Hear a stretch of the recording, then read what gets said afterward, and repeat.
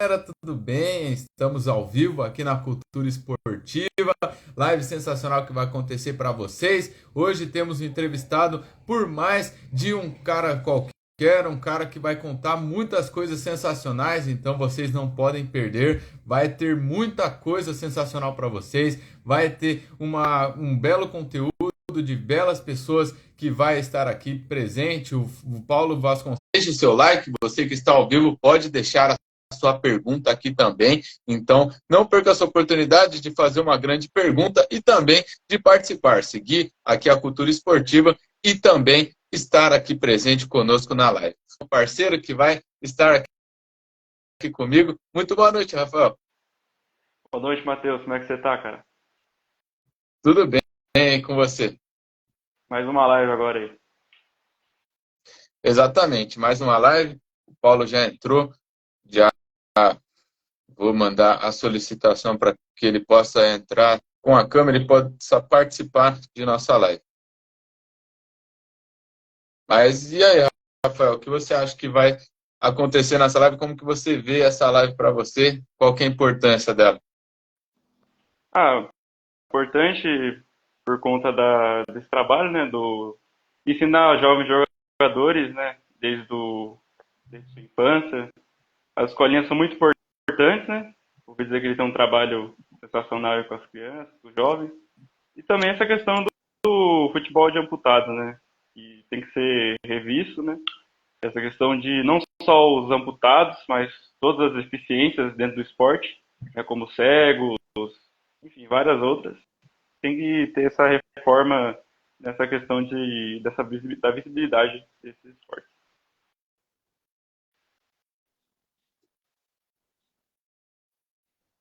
Essa galera que está entrando, muito boa noite, Fábio. Ao Paulo, que acredito que está com alguns problemas para entrar também. Já entrei, consegue me ouvir? Opa! Perfeito. Foi. Desculpa, Fábio, não estava conseguindo te ver, Imagina. agora sim. Agora Perfeito. sim. Muito boa noite, Fábio. Boa noite, tudo bem? Muito Paulo, perdão. Não, meu amigo. Fábio, parceiro da RCL. Muito boa noite, Paulo. Desculpa, não Isso. estava conseguindo te ver. Mas então, perfeitamente, já aqui com o nosso grande convidado e já apresentar o nosso grande convidado para vocês. Vocês que estão entrando já, com certeza, deixem o seu coraçãozinho aí na live. Também faça a sua pergunta que vamos direcionar para o Paulo para ele conseguir. Estamos aqui com o Paulo. Paulo que é treinador e uma grande categoria de amputados, então ele faz um trabalho sensacional por lá no meio do futebol, então ele faz com que isso aconteça e dá essa oportunidade para muitas pessoas e também é radialista, como até eu falei, ele trabalha com o Fábio e várias pessoas que fazem um trabalho incrível na RCL, na Rádio Cidade Legal, e hoje com uma live sensacional aqui com o Paulo. Então, Paulo, um prazer imenso estar aqui com você, muito obrigado por ter aceitado esse convite e uma ótima boa noite para você, Fábio. Paulo. Boa noite a todos, né? Boa noite, Matheus. Boa noite ao Abner, que entrou em contato comigo. Boa noite a todos os amigos da Cultura Esportiva. Primeiro, eu quero parabenizar vocês pela iniciativa de vocês fazerem esse projeto. É muito interessante, muito legal. E eu vi que vocês são tudo jovens, né? Então, é muito bonito de ver a dedicação que vocês têm. Eu estava observando lá o Instagram de vocês, o blog de vocês. Vocês fizeram reportagem com o Mona. Isso é muito interessante, resgatar o esporte, não só o futebol, mas o esporte da região de Sorocaba, que é um esporte muito rico. Só para corrigir você, eu trabalhei nos amputados, agora eu não trabalho mais, eu trabalho num clube de futebol, sou treinador de futebol profissional, trabalhei 6 anos no futebol de amputados, agora no final do ano passado eu saí, agora eu estou num clube de base, novo também, um projeto novo aqui em Sorocaba, trabalhei também na base de São Bento, e sou formado em Educação Física, tenho licença da CBF e tenho vários cursos relacionados à área de futebol e gosto muito da área de psicologia também, estou ingressando nessa área de psicologia, psicologia no esporte. E uma coisa que eu vi vocês falando que é muito interessante é a questão do esporte como ferramenta de inclusão social, isso é fundamental. Eu estou criando um projeto, até falar para vocês em primeira mão, para trabalhar com futebol com autismo. Não futebol, o esporte em geral para trabalhar com autismo. Então é muito interessante, eu sou apaixonado por futebol e eu gosto muito de usar a ferramenta do futebol para a gente conseguir fazer várias situações e dentro delas a inclusão social é fundamental. Perfeitamente, Paulo. Então, já com isso, muito obrigado por ter aceitado esse nosso convite e já te fazer uma grande pergunta sobre como que começou esse trabalho, tanto na RCL para se tornar um radialista, como que foi esse começo e também nesse meio do futebolístico, nesse trabalho dos amputados, agora no trabalho do clube que você bem ressaltou. Como que começou tudo isso? Se foi com amor no futebol ou se foram as oportunidades aparecendo, como que começou todo esse processo, Paulo? Então, desde criança tive sempre o sonho de ser um atleta de futebol profissional, porém, na minha época era muito complicado, porque não existiam escolinhas de futebol, apenas os clubes, e era muito longe a distância também. Os meus pais não tinham condições financeiras para poder me manter, para poder fazer um teste, algo assim. Então, eu resolvi, com 14 anos, que eu queria ser jogador de futebol. Aos 15, eu percebi que seria muito difícil, e fiz o que a maioria das pessoas fazem, desisti e fui trabalhar no ramo industrial, que é um ramo muito forte na cidade de Sorocaba.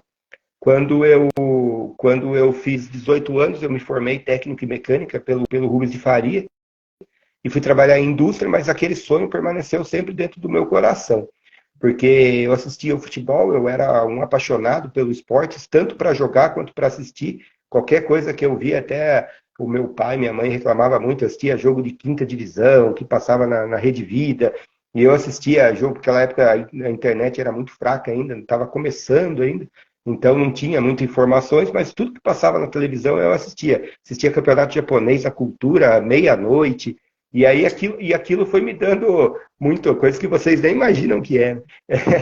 E aquilo foi me dando um gatilho que eu queria fazer algo diferente. E aos 24 anos eu estava assistindo um programa de televisão de esporte, do Sport TV, onde estava o Mano Menezes, e o Mano Menezes tinha ele falando como ele começou a carreira dele, ele falou que tinha 24 anos e ele fez educação física e aí ele resolveu trabalhar com futebol.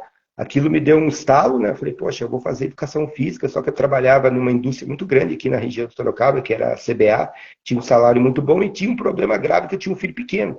Meu filho tinha 3 anos de idade, pequenininho, e eu tinha uma estabilidade financeira, tinha uma estabilidade com convênio médico, convênio odontológico, então, para mim seria muito difícil, mas eu conversei com a minha irmã, conversei com a minha esposa e falei, quer saber de uma coisa? Eu vou fazer o que eu gosto. Fui lá, pedi demissão da empresa, pedi para me mandar embora, fiz inscrição em educação física, fiz educação física sem saber muito o que era educação física, tinha noção da escola, mas não sabia o que era o curso, e através daquilo eu queria ser treinador de futebol. Comecei a fazer o curso, e dentro do curso eu tive um professor, o professor Fantato, onde ele trabalhava com futebol, ele trabalha com análise de desempenho de futebol, e ele começou a me dar várias dicas. Então eu comecei a fazer curso, comecei a fazer várias coisas paralelas à questão da educação física, só que tinha um porém, eu tinha um filho pequeno, e eu não tinha condições financeiras para poder fazer alguns cursos que eu queria, mas eu sempre batalhando ali, fazia aquele famoso cobertor curto, né? Cobria o pé para descobrir a cabeça, mas conseguia fazer. Terminei a faculdade, e aí, quando eu terminei a faculdade, falei, poxa, o que eu vou fazer? Entrei dentro da faculdade, fiz estágio na prefeitura de futebol, entrei na área de esportes da prefeitura e fui trabalhar com futebol, e ali me deu o estalo que eu gostaria de fazer futebol. Aí eu ouvi o papo de vocês no começo sobre escola, entrei em escolas de futebol, e aí comecei a trabalhar, introduzi o futebol, porém não era aquilo que eu não me sentia à vontade ainda, porque eu não conseguia entender. Eu queria trabalhar com futebol, trabalhava com futebol, mas não estava satisfeito ainda com o que eu queria. Quando surgiu a oportunidade de eu trabalhar no Esporte Clube São Bento, em 2015, 2014 para 2015. E aí eu entrei, fui auxiliar técnico do Sub-20 de São Bento, através do Kiki Andrade, que está até hoje. Ele me abriu as portas, me chamando para fazer parte da comissão técnica dele, onde ele estava iniciando o projeto com o São Bento. Então eu comecei a entrar e aquilo me despertou o que eu realmente queria no futebol, que era o futebol de alto rendimento. Então em 2015 eu comecei a trabalhar com futebol de alto rendimento, fui auxiliar técnico do Esporte Clube São Bento e permaneci no São Bento até o final de 2017, passando pelas categorias sub-13, sub-11, sub-15, fui treinador do Sub-17 do Campeonato Paulista, e aquilo foi me dando bastante bagagem. Dentro desses cursos, o São Bento me proporcionou fazer o curso da CBF, porque os clubes do interior, através do Mauro Silva que ele era coordenador de operações de futebol da Federação Paulista, ele fez uma parceria com os clubes do interior e ele deu uma vaga para cada clube para os treinadores de base poderem fazer o curso da CBF. E dentro dessas, o São Bento me selecionou. Eu fiz o curso da CBF muito mais barato do que atualmente ele é, né? Consegui 90% de desconto. Fiz o curso, mas eu não tinha a mínima noção do que era o curso da CBF. E quando eu entrei no curso da CBF, parece que foi como que alguém tivesse abrido os meus olhos, né? Quando eu comecei a enxergar o futebol realmente, de como é o futebol de alto rendimento, e eu percebi que eu não entendia nada de futebol, o quanto eu era leigo e o quanto me faltavam informações. E através do curso da CBF, licença C, que eu fiz a primeira, me deu várias oportunidades de network. Então, através dali, conheci várias pessoas do mundo do futebol e comecei a viver o futebol de alto rendimento. Saí do São Bento em 2017, fiz o curso da licença B em 2017, e aí clareou mais ainda para mim. E aí eu fui trabalhar em Itapeva, e aí no final, quando eu voltei de Itapeva em 2018, me surgiu a oportunidade do futebol de amputados, através do Denir, que ele é vice-presidente, diretor, não sei, do Enquadros. Ele era amigo de infância da minha esposa, e ele tinha o lanche lá do Enquadros, e aí um dia, conversando com ele, ele falou, você não é treinador? Tem um projeto novo aqui, os caras estão precisando de treinador, você não quer ir lá? E fui conhecer o futebol de amputados, nunca tinha ouvido falar, eles estavam começando também, tinham apenas 6 atletas, e aí a gente começou juntos a formar o que é hoje a Associação Sorocaba de Desporto Adaptado. Antigamente era de futebol de amputados, agora é de desporto, porque acrescentou o vôlei e vai acrescentar outros esportes. Então, a partir dali, eu comecei a ver o futebol como, além do alto rendimento, como uma ferramenta social. Então, eu entendi que eu poderia fazer a diferença na vida das pessoas de duas maneiras. Através do esporte de alto rendimento, onde é o meu objetivo, eu estudo todo dia, me preparo, me condiciono para fazer o melhor, mas também eu posso fazer a diferença através da inclusão social. Porque o futebol ele é um esporte onde todo mundo gosta, a maioria das pessoas gostam, e a maioria das pessoas elas se entregam e elas entendem o que é o futebol. E uma coisa que o futebol proporciona, ele é muito democrático, né? É que nem eu falo, a questão social e a questão financeira, ela não entra dentro do campo. Não importa se você é milionário, se você é pobre, dentro do campo é 11 contra 11, todo mundo de uniforme igual.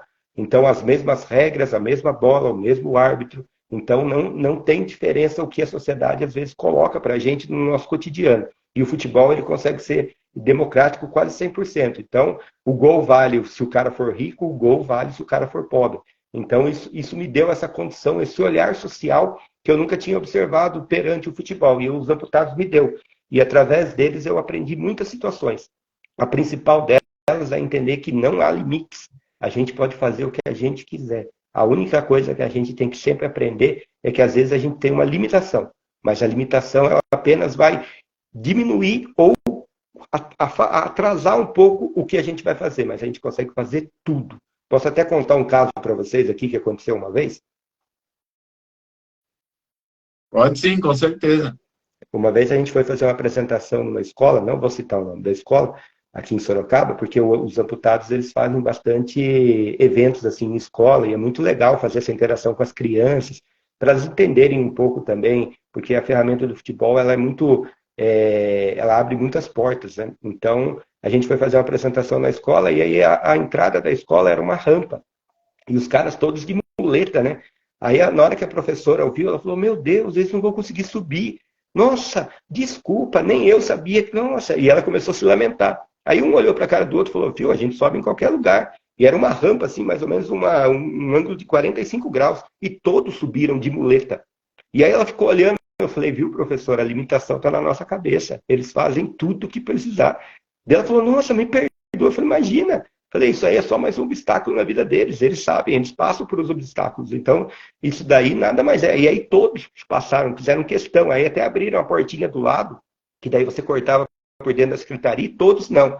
Falaram: não, a gente vai pela rampa, a gente consegue passar, é apenas mais um obstáculo na nossa vida. Então, aquilo foi um aprendizado para a professora, né, que estava com a gente, e para mim foi mais um do que eles fizeram comigo, né, de transformar a gente a gente tem um preconceito muito grande, porque a gente coloca limitações a pessoas. Ah, não, coitado, não tem perna, não vai conseguir fazer.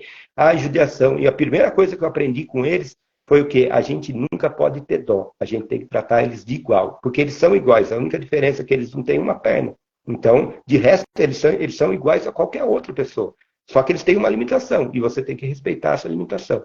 Então, o Futebol Amputados, ele me deu essa visão de mundo através do futebol, dessa parte da inclusão, mas principalmente nessa parte de você olhar o ser humano como igual, que às vezes a gente olha diferente, né, no nosso dia a dia.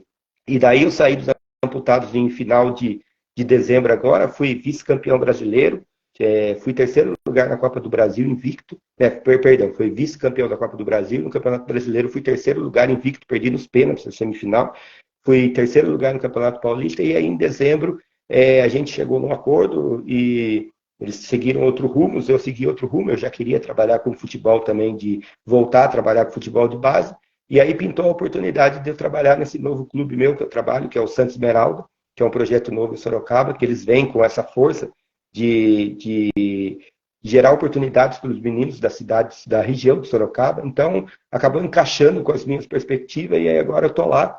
E essa é um pouco da minha vida dentro do futebol. E a RCL, ela entra nesse contexto através de um amigo que eu tenho, que chama Renan Tonet. Ele me apresentou o pessoal da RCL, ao Ari, que é o proprietário, dono da rádio lá. E eu sempre tive o sonho de falar sobre futebol, porque eu gosto muito, vocês já perceberam que eu gosto muito de falar, né? Então, o Ari me deu essa oportunidade de falar de futebol. Uma coisa que eu gosto muito é falar sobre futebol, conversar sobre futebol. Eu acho que quanto mais a gente fala sobre futebol, quanto mais a gente conversa sobre futebol, mais a gente aprende. Então, a gente gera essa discussão, essa conversa, e a gente consegue atingir horizontes onde a nossa voz é possível chegar. Então, a RCL, ela me abriu a porta para fazer esse outro lado que eu gosto muito e me dedico muito, que é a parte de comentar jogos. Então, a gente se encontrou no dia do jogo das estrelas lá, e foi muito legal conhecer vocês. E pode crer que vocês ganharam um fã e um seguidor aí, porque fazer o que vocês fazem com a idade que vocês têm são para poucos. E vocês têm um admirador aqui, porque eu fiquei muito impressionado com a qualidade que vocês têm pela pouca idade que vocês têm. Certamente não tem palavras para descrever essa história que você contou aqui agora, sensacional, muito bonita mesmo essa tua relação com o futebol, a inclusão também, né? Você fala na inclusão, né? Muito bonito. E também essa diferenciação que você faz da limitação e os limites, né? Que a gente sempre está impondo os limites, mas às vezes não é bem assim, né? Eles são como nós, né? Muito bonito. Agora passando um pouco para a questão da sua escolinha, né, de base, né, voltada para a base. Posso só falar um negócio? Não fala escolinha que dói meu coração. Perdão. Viu? É costume meu, cara, porque eu ia também, falava, vou para a escolinha lá jogar uma bola. Vou falar como que eu devo abordar, então, como eu devo falar. Não, então, eu vou aproveitar a oportunidade aqui, e eu sei que vocês estão iniciando o projeto de vocês fazem várias frentes. E uma frente que eu acho muito legal da gente começar a pontuar, e eu vejo muito problema, em Sorocaba muito grande, mas no Brasil inteiro, a gente precisa diferenciar o que é futebol de alto rendimento, alta performance, do futebol de entretenimento. Uma coisa que eu vejo muito aqui em Sorocaba, convivendo, porque eu tenho muitos amigos dentro das escolas de futebol, dentro dos projetos e dentro da base, e eu vejo que há uma junção de tudo, e não é. O futebol de entretenimento, ele serve como lazer, que é o futebol que nem você falou de escolinha. O futebol de escolinha, ele é um futebol agregador, ele é um futebol onde você pega o menino lá de 4, 5 anos, você vai ensinar ele, vai ter todas as lições do esporte que o futebol ensina, aquela questão de aprender a trabalhar em equipe, você aprender a trabalhar, aprender a ganhar, lidar com a vitória, lidar com a derrota, com a euforia, com a frustração. O futebol de escola, de escolinha, ele serve tudo para isso. O futebol de alta performance, ele é totalmente diferente. Ele já é um futebol voltado ao rendimento.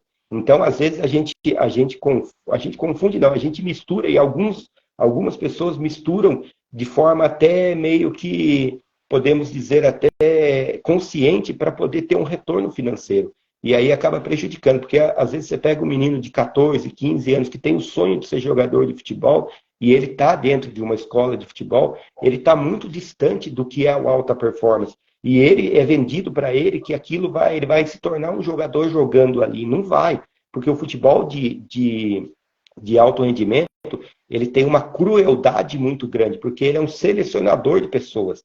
Então ele é um excluidor de sonhos, que eu chamo.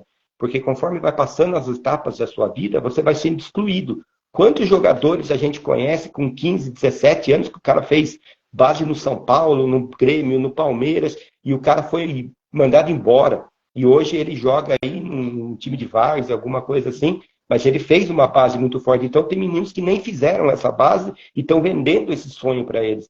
Então eu acho muito legal a gente começar a trabalhar nessa tecla. O menino quer ser um jogador de futebol, então ele tem que procurar um clube, realizar aquela famosa avaliação, aquele famoso teste, para ele tentar entrar nesse segmento que é o futebol de alto rendimento.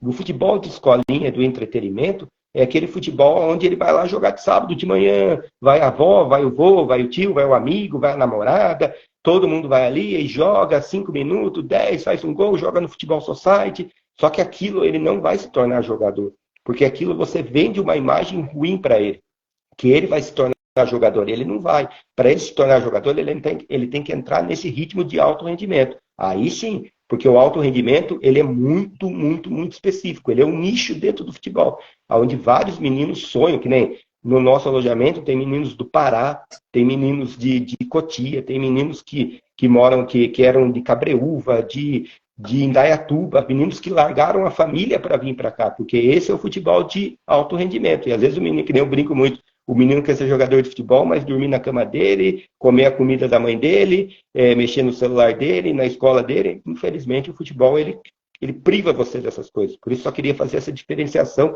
para deixar uma coisa para vocês também terem esse segmento para trabalhar.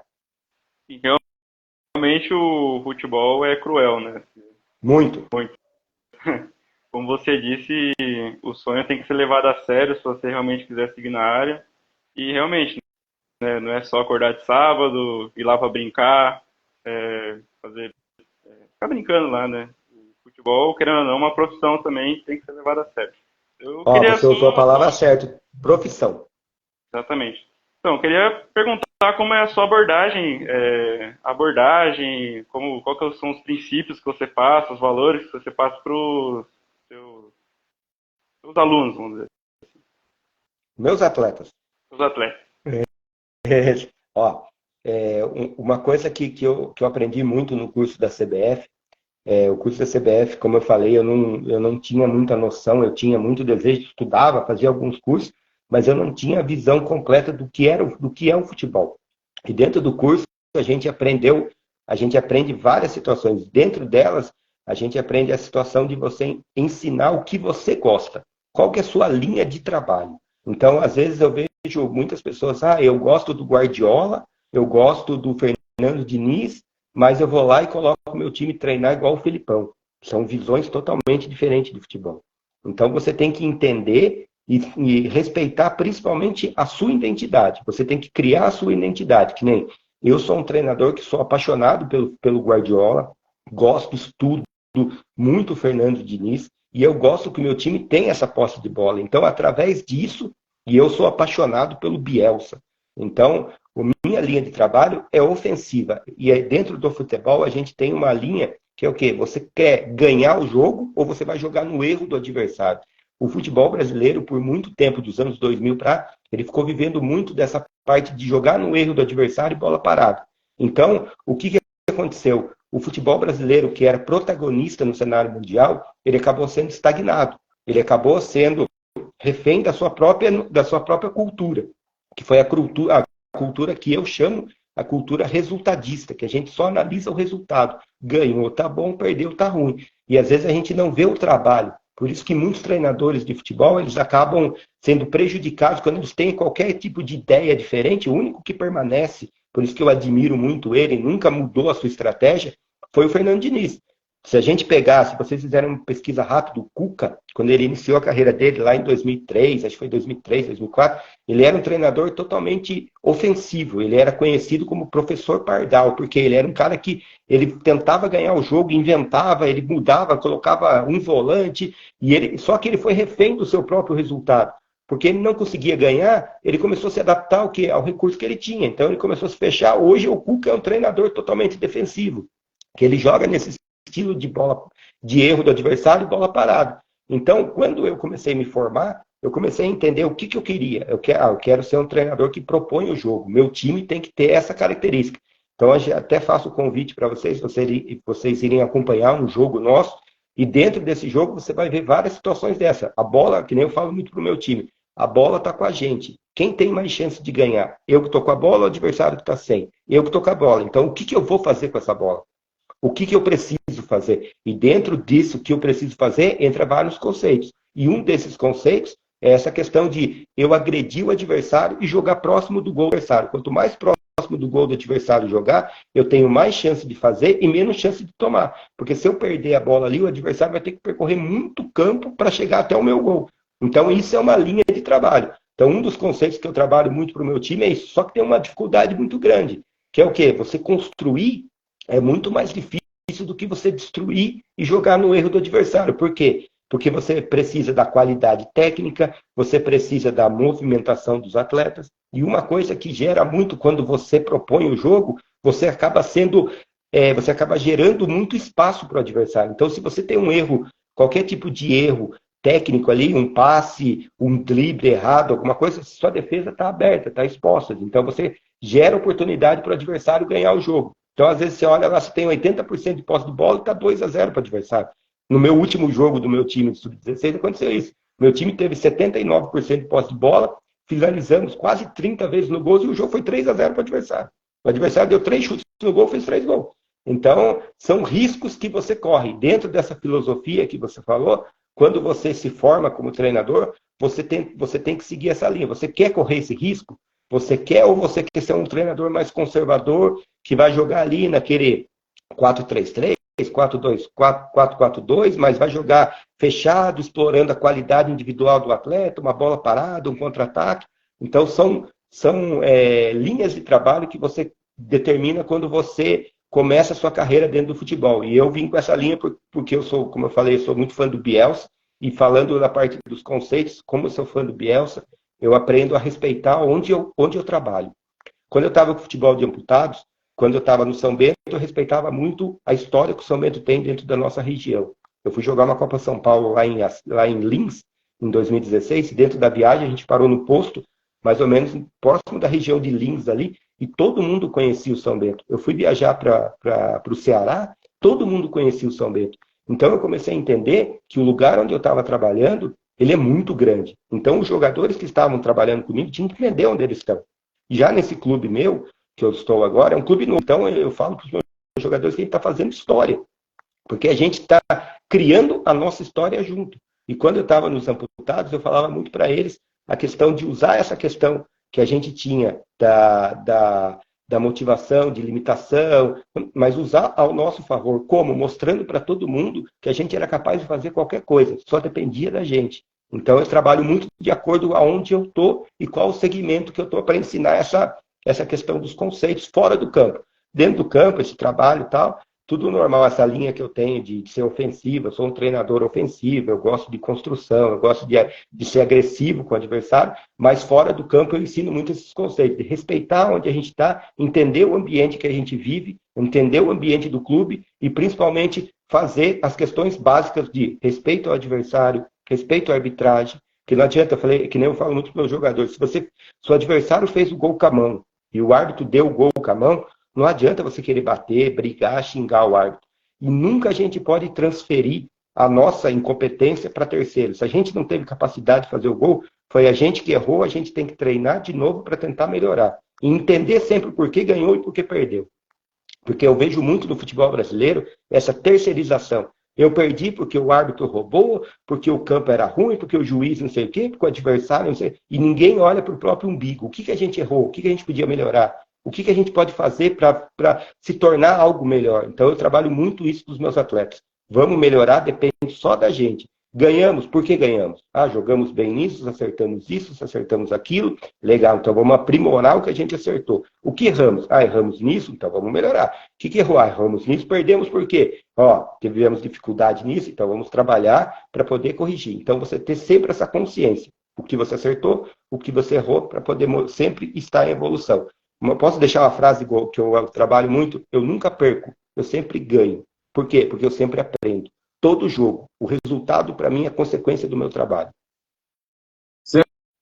Sensacional, muito bem, Paulo. Com certeza, um excelente treinador que tem essa experiência para falar, essa caixa para falar. E até, Paulo, continuando nesse assunto do treinador, como que você vê atualmente esse cargo? Você falou muito bem disso, de não ter o tempo necessário para trabalhar, ser muito resultadista, tanto a imprensa quanto os torcedores também, de sempre estarem cobrando ali todos os treinadores, independente se é de clube grande ou de clube menor ou inferior. Então, como que você vê isso atualmente no futebol? Se isso prejudica muito os treinadores e como que é para você que já teve essa experiência de estar lá dentro e ser um treinador? Como que você consegue tirar o melhor de seus jogadores, colocar a eficiência de um time agressivo, como você falou, que gosta de ser uma equipe ofensiva? Como fazer isso e, por exemplo, em um intervalo, quando a equipe não está jogando bem, está jogando mal, está sendo surpreendida, está sendo gramado, como que você fala para os seus jogadores para tentar melhorar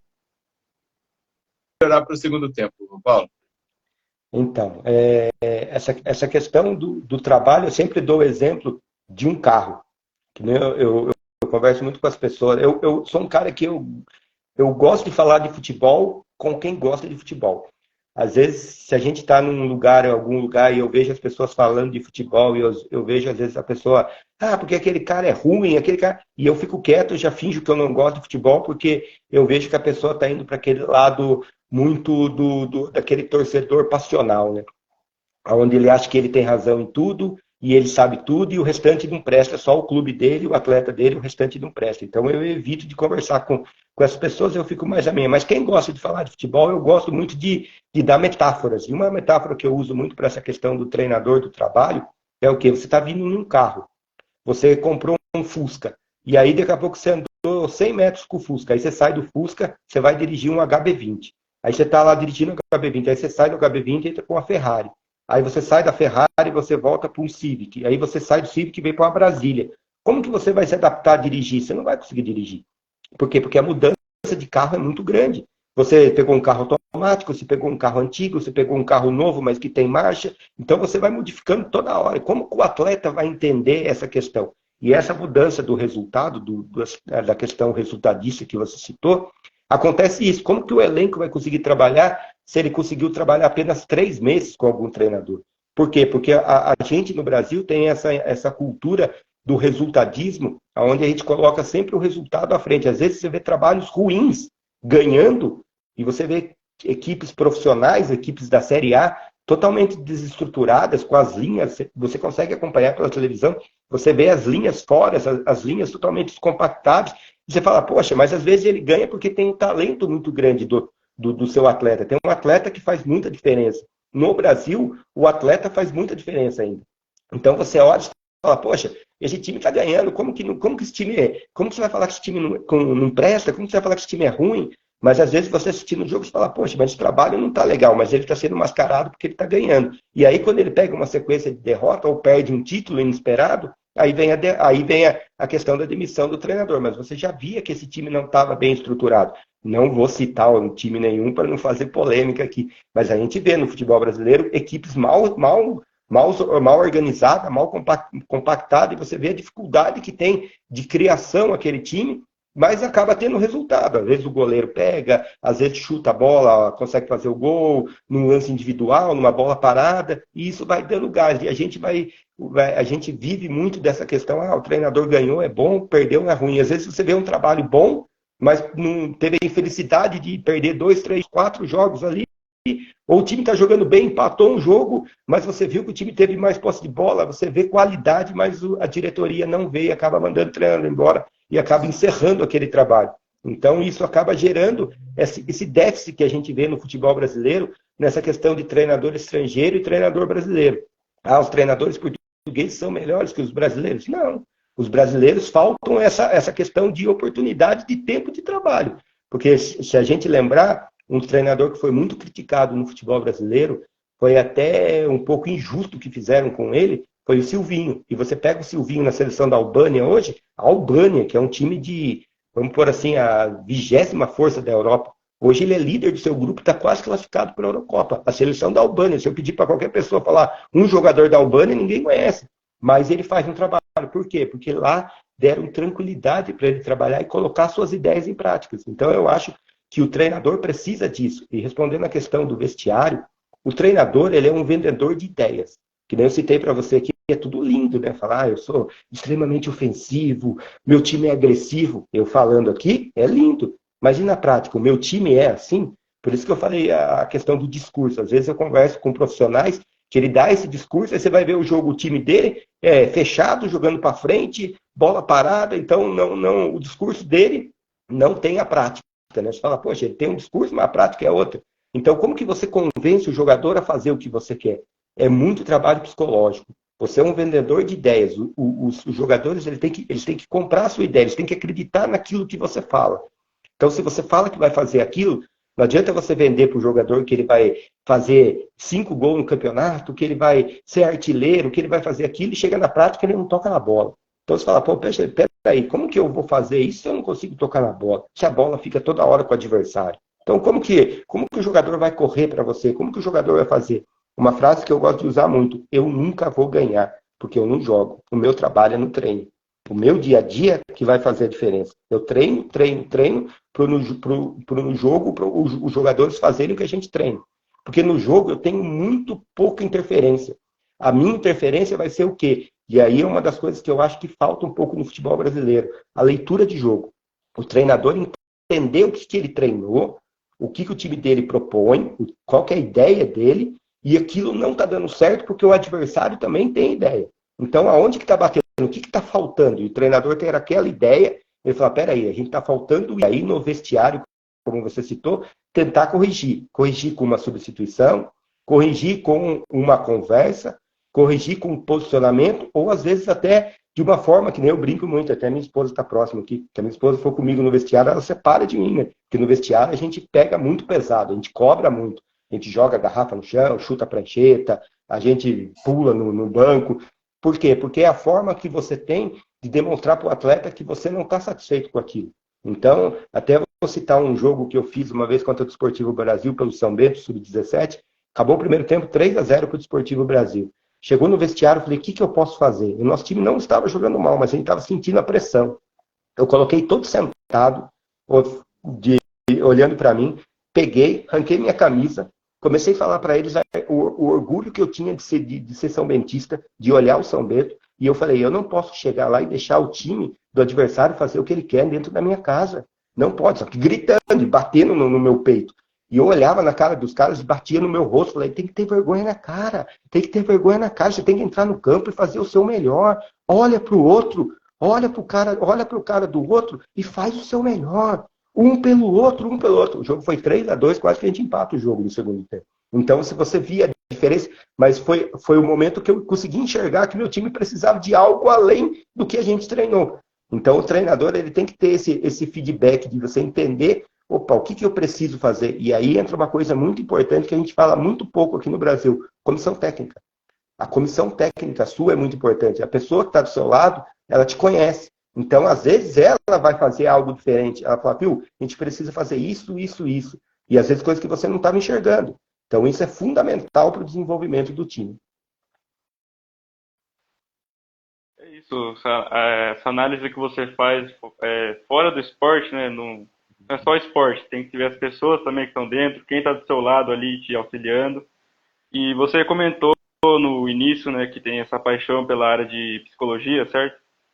Sim. Então, eu queria até perguntar, né, como que é essa abordagem com os seus atletas, né? Eu acredito que exista, né, essa abordagem sua, você tem essa paixão pela área, então deve ter essa análise sobre os seus atletas. Então, como que você faz essa análise? Dentro do nosso cronograma de trabalho, uma coisa que eu fico muito feliz no clube que eu trabalho, o Santa Esmeralda, ele me deu liberdade para mim colocar muitas ideias que eu tenho em prática. E uma dessas ideias é, uma vez por semana a gente faz um trabalho que a gente chama um trabalho extra. E dentro desse trabalho extra, a gente faz um trabalho teórico, onde a gente faz, além do posicionamento tático, a gente fala sobre questões do futebol, a gente faz essa abordagem do conhecimento do ser humano. Que, né, eu fiz um trabalho há uns 15 dias atrás com os nossos atletas do Sub-14, do Sub-12, do Sub-14 e do Sub-16, onde a gente fez algumas questões, abordagem com eles sobre quem são eles. Eu fiz essa pergunta, eu falei, porque adolescente, a gente também tem que sempre entender aonde você está inserido. Se você está no futebol profissional, você sabe que você já está falando com pessoas formadas, né? São homens ou mulheres, já são formadas. Agora, como você está na base, você está nesse processo de formação. E uma coisa que a gente tem que levar muito em conta é que todo ser humano ele é diferente. Então, eu não posso fazer uma abordagem para você, uma abordagem para ele, de forma igual. Tem que ser cada um de uma maneira diferente. Como que eu vou conhecer esse eu? Então, a gente faz essa abordagem e adolescente tem muita dificuldade de se expressar. Então, o que eu fiz? Peguei caderninho, papel, escreve no papel e fiz vários questionamentos sobre a vida pessoal de cada um. Então, a importância da família, a importância do futebol na vida deles, a importância do o que eles acham que as pessoas pensam deles, o que é ele perante a vida dele, o que ele acha dele, quem é ele, se ele se conhece. Então, através desse resultado, a gente consegue tirar várias situações que refletem dentro do campo. E uma das coisas que eu gosto muito de trabalhar é essa questão de cooperação e o trabalho em equipe. E entender que o futebol ele é um jogo coletivo, porém com várias valências individuais. Então você tem que entender que o jogo ele precisa da ajuda de um do outro, mas as ações são ações individuais. Então eu preciso fazer o meu melhor e preciso que o meu companheiro faça o melhor dele. E como que a gente vai conseguir trabalhar isso junto?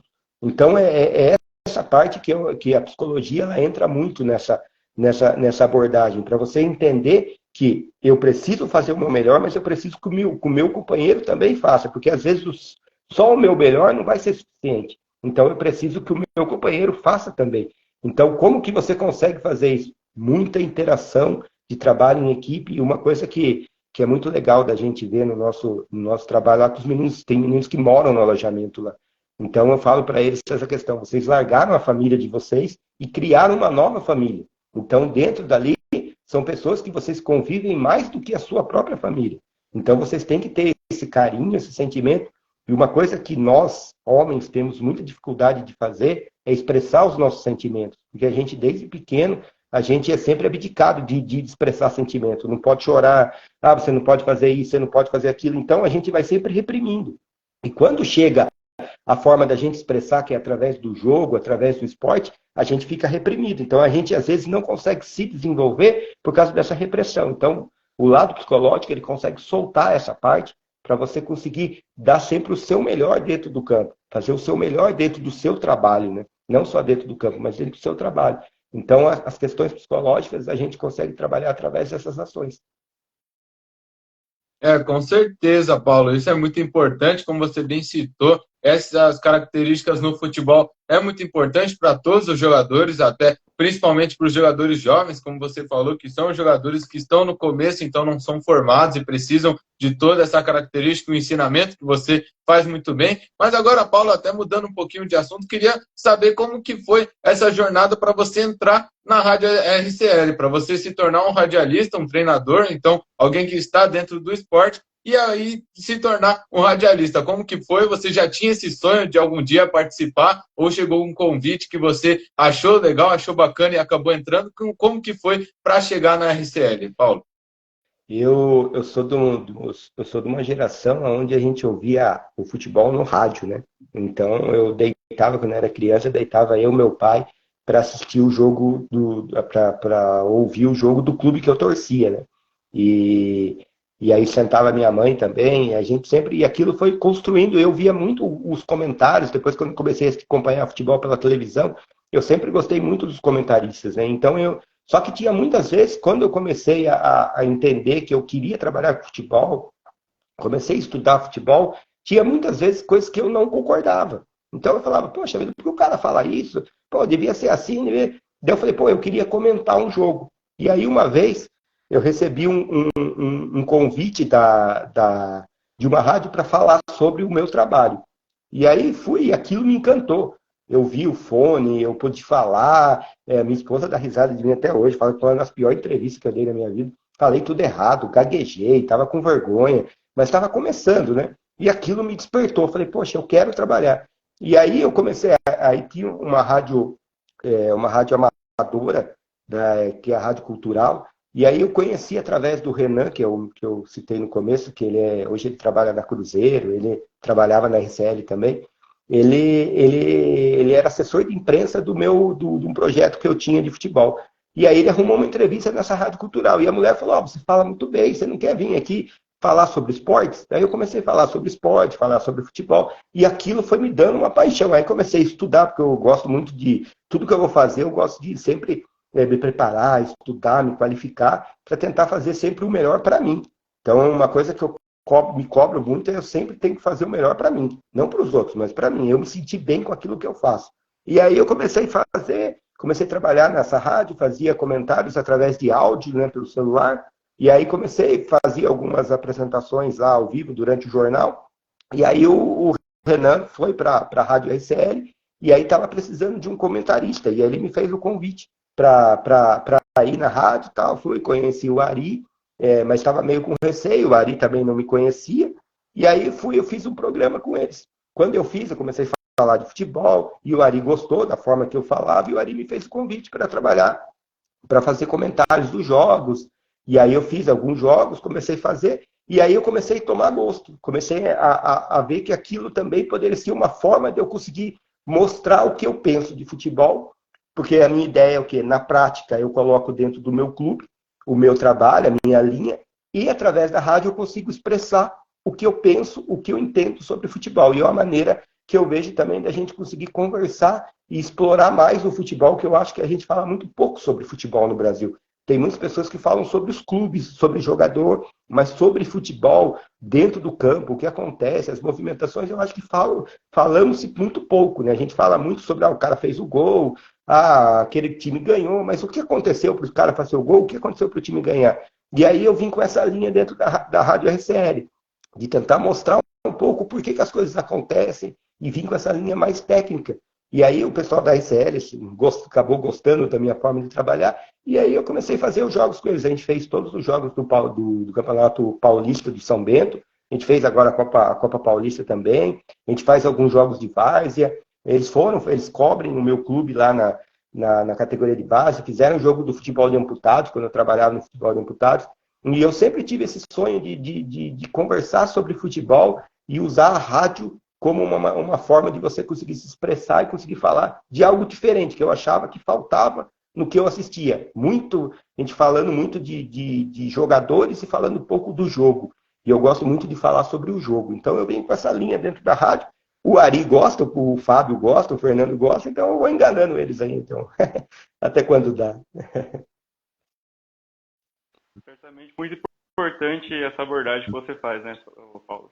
É porque, como você disse, o esporte ele se perde um pouco dentro digamos, das grandes mídias, né? Você vê-se muito falando dos jogadores, mais dos times, e o esporte acaba ficando de lado. A gente acaba não percebendo, né? Porque a gente pensa, não tá falando do time, tá falando do jogador, tá falando do futebol também. Então, muito importante esse teu trabalho, né? Essa tua expressão da tua visão do esporte, né? É muito importante ter comentaristas com uma linha de raciocínio diferente, né? E hoje a gente vê que está muito parecido, né? São semelhantes. Você abre um canal de esporte, vai para o outro achando que vai estar alguma coisa diferente, às vezes é a mesma coisa, mudando só os clubes, os jogadores, as entrevistas, e pouco se fala da parte técnica do esporte, né? Então, muito importante mesmo esse seu trabalho aí na rádio como comentarista. Obrigado. Uma coisa que eu acho interessante da gente frisar também, hoje eu acho que pela essa abertura da internet, tem muito podcast, tem muito TV exclusiva dos clubes, eu vejo que o futebol ele acabou se tornando uma coisa muito agressiva, né? Então você vê aqueles canais específicos de certos clubes, você vê o cara narrando, não fala o nome do adversário, às vezes não cita o gol do adversário, fica criticando, xingando o jogador adversário, às vezes o jogador do próprio clube. E aí eu pergunto uma coisa, eu lembro de um jogo que eu fui assistir no SIC, Corinthians e São Bento. Eu estava com a minha esposa, com o meu filho e com a minha mãe, e aí tinha um menino do meu lado, ele devia ter uns 9 anos, e ele ficava toda hora xingando o time do São Bento. Toda hora, toda hora, toda hora. Ele era corintiano. E ele ficava, eu falei para ele, viu, você não pode xingar o São Bento. Ele falou, porque o São Bento é ruim. Eu falei, se não fosse o São Bento, o Corinthians não estaria aqui. Então, você tem que agradecer o São Bento, porque se o São Bento acabar, não tem o Corinthians aqui. Você não vai conseguir assistir o Corinthians aqui. Você vai ter que ir lá para São Paulo ou para outra cidade. Agora, se você consegue assistir o Corinthians aqui, é por causa do São Bento. E isso serve para os rivais. Se tem um Palmeiras, é porque tem o Corinthians. O Corinthians cria essa rivalidade, mas quanto maior o Corinthians tiver, maior vai ter que ser o Palmeiras para acompanhar o Corinthians. Isso o São Paulo, isso o Santos, a Portuguesa, o Ituano. Então, essa rivalidade, ao invés de ser uma coisa negativa, ela tem que ser uma coisa positiva, porque quanto melhor tiver o time, mais o outro tem que se preparar, se qualificar para se tornar igual ao rival. E isso vai tirando aquela rivalidade sadia, né? E a gente olha aquele lado pejorativo do futebol, o cara xingando, que nem uma coisa que me incomoda muito, eu que trabalho em futebol de base, às vezes o cara erra um gol, e eu vejo o torcedor, o cara é muito ruim, o cara não merece vestir essa camisa. Você tem noção o quanto o cara passou para se tornar um atleta de futebol profissional? O quanto ele sofreu, o quanto ele abdicou da vida dele, o quanto ele se dedicou para aquilo, para você falar que o cara não tem condição, que o cara é ruim. Vai jogar você no lugar do cara ver o quanto é. Porque a maioria das pessoas que trabalham no futebol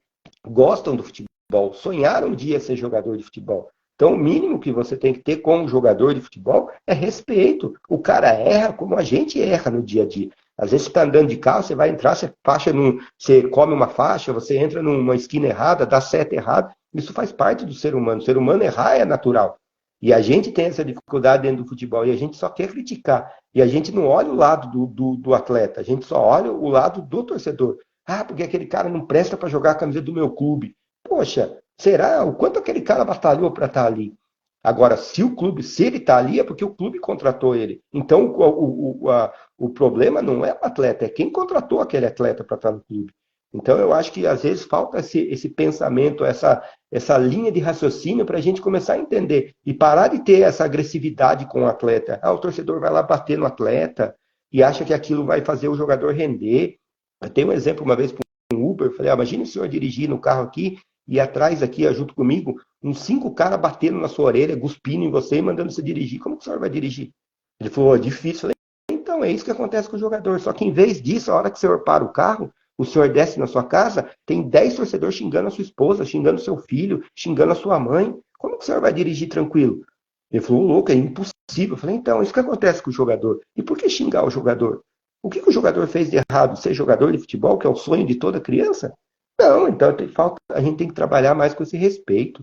Você pode ficar bravo, se expressar, que nem eu falo, no futebol não tem como você falar, por favor, eu tô cansado, não aguento mais. Não, você xinga, você solta um palavrão, você faz uma cobrança, mas sempre com respeito. Tem que respeitar o cara que está do outro lado. Do outro lado, do mesmo jeito, que nem eu falo nos atletas, do mesmo jeito que a gente treina, o adversário treina também. Então tem que ter o respeito. O torcedor tem que respeitar o adversário.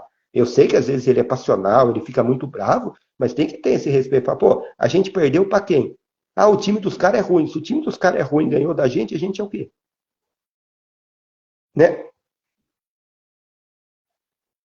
Exatamente, Paulo. Com certeza isso também é muito importante, uma ótima análise que você faz sobre isso, porque muitas vezes tem muitas críticas, sempre que um jogador perde um gol, como você falou, já tem muitos torcedores que falam que ele não deveria estar lá, que ganha milhões para isso, então realmente isso é colocado em pauta. E até, Paulo, te perguntar algo que eu tenho muita curiosidade, o que você enxerga sobre, que é essa nova vantagem, essa nova atualidade no futebol por meio dos empresários, né? Hoje tem muitos empresários no meio disso, às vezes tem algo negativo, tem algo positivo. Como que você vê essa parte, se está no atual desenvolvendo bastante atletas ou até prejudicando em algumas partes? E como que você vê essa elitização, entre aspas, nesse futebol atual? Até tem um exemplo que aqui em Sorocaba tem a Magnus Futsal e esses dias colocaram no Instagram que vai ter uma peneira, porém, para participar, você tinha que dar R$ 100.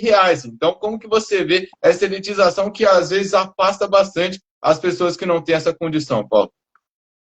O futebol, como a sociedade, ele vem recebendo uma transformação muito grande. Se a gente pegar, como eu citei quando eu era criança, o futebol e a sociedade ele era totalmente diferente do que é hoje, né? A questão da globalização ele acabou gerando essa questão das informações. E a gente, antigamente, a gente era meio que privado de algumas informações. Então, o jogador de futebol acontecia a mesma coisa. Hoje, não. Hoje, o jogador, ele tem, se pegar qualquer menino de 10 anos, às vezes ele tem um canal no YouTube mostrando jogos dele pela escolinha, fazendo gols lá no campeonato da escola, campeonato do bairro, do condomínio.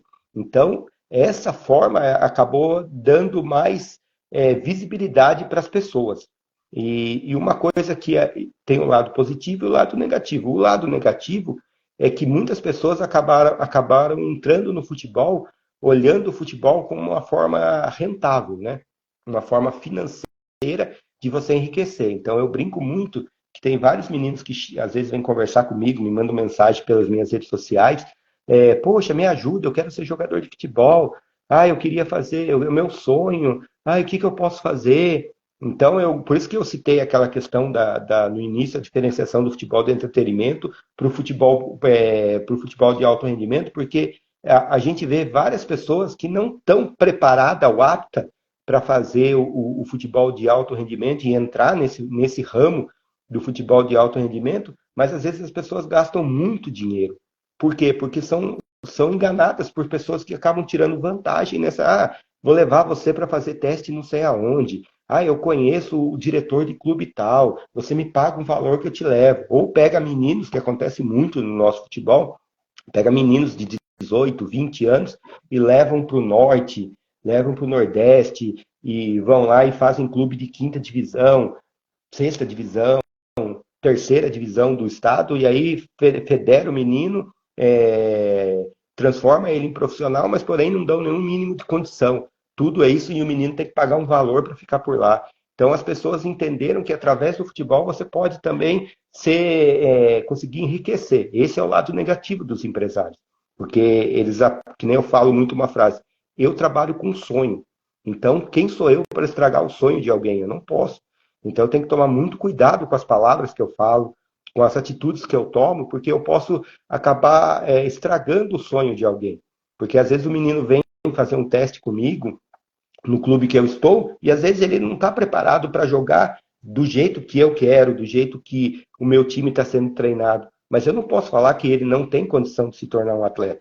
Ele pode sair do meu clube e ir para outro se tornar. Então eu tenho que tomar muito cuidado. Então eu vejo que as pessoas elas são muito cruéis nessa parte, que elas não se preocupam com isso. Elas usam esse sonho para acabar enriquecendo e tirando dinheiro. Eu já presenciei situações de a pessoa não ter e emprestar dinheiro de agiota, vender carro para poder realizar o sonho, entre aspas, o sonho do filho e acabar indo para um lugar onde a gente sabia que não ia ter o mínimo de condição e depois de 3, 4 meses esse menino ter que ser resgatado porque estava passando fome, morando num lugar que parecia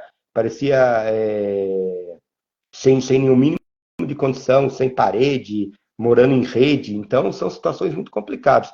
Mas tem o lado positivo, né? Porque antigamente os jogadores eles eram presos pelos clubes, né? Então a Lei Pelé veio e mudou e deu essa liberdade para o atleta. Só que como no Brasil a questão da educação, o Brasil tem muito problema nessa situação, os atletas geralmente não têm essa noção de ser dono da sua própria carreira, acabou gerando esse espaço que o empresário acabou entrando. Então o empresário ele enxergou um caminho para onde ele consegue pegar esse atleta na categoria de base, fazer um trabalho, um investimento nele, e isso dá um retorno muito grande quando ele se torna profissional. Então, vários empresários, hoje tem até empresário FIFA, empresário cadastrado na CBF, que eles fazem esse tipo de trabalho, eles fazem a captação dos atletas, indicam esses atletas para os clubes, fazem essa preparação, fazem esse investimento, e quando o atleta se torna profissional no seu primeiro contrato profissional, o retorno acaba vindo para esse empresário e automaticamente ele acaba investindo em outro, em outro, em outro. Tem vários empresários de jogadores que são muito mais conhecidos que muitos jogadores. Então, o futebol, hoje em dia, ele proporcionou essa situação.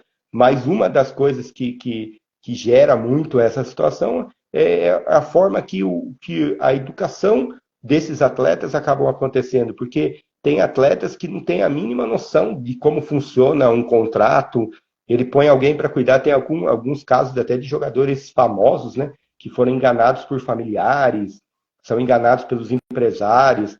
Então, uma coisa que eu cobro muito dos meus atletas é isso, eles têm que ter, a preparação não é só dentro do campo, eu não posso formar um jogador só para ele saber a parte técnica, a parte tática, saber a parte de fisiologia, a parte física, ele tem que saber também a parte de organização, o que ele vai fazer com a vida dele, quem cuida da carreira dele, quem dá esse suporte para ele, entender também das questões de assinaturas de contrato, saber ler, ter uma pessoa, um advogado de confiança. Então a gente tem que fazer essa preparação total desses atletas para eles não serem enganados futuramente, né? Porque a preparação tem que ser completa. E uma coisa que falta um pouco na base do futebol brasileiro é isso, que a gente só olha a parte do campo, esquece a parte fora. E isso é fundamental.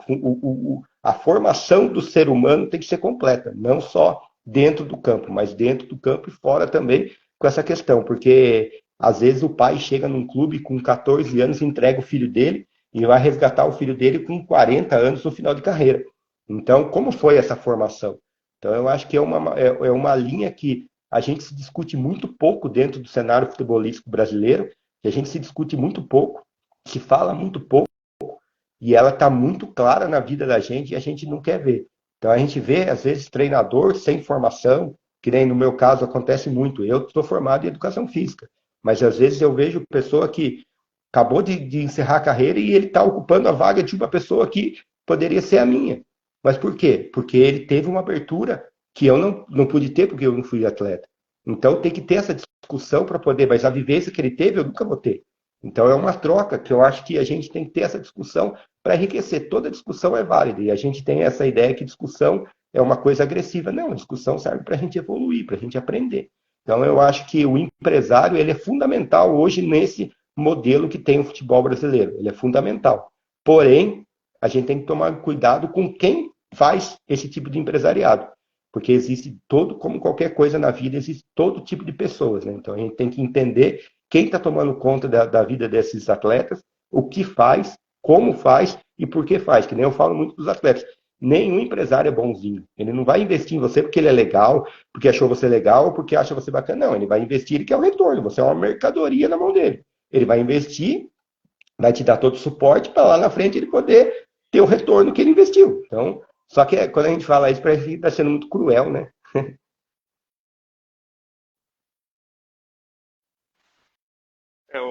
Realmente, pô, sensacional a conversa, Paulo. Eu acho que por conta do tempo do Instagram, acho que está acabando já, está chegando ao fim a live, infelizmente. Papo sensacional, tinha muito mais coisa, muito mais assunto para falar, com certeza. Você abriu um leque aí de assuntos aí que a gente nem imaginava, mudou, trouxe uma nova visão ao esporte, com certeza. Mas, infelizmente, chegou ao fim a nossa live com o Paulo. Muito obrigado por ter aceitado o convite, por essa conversa, ter tomado seu tempo aí.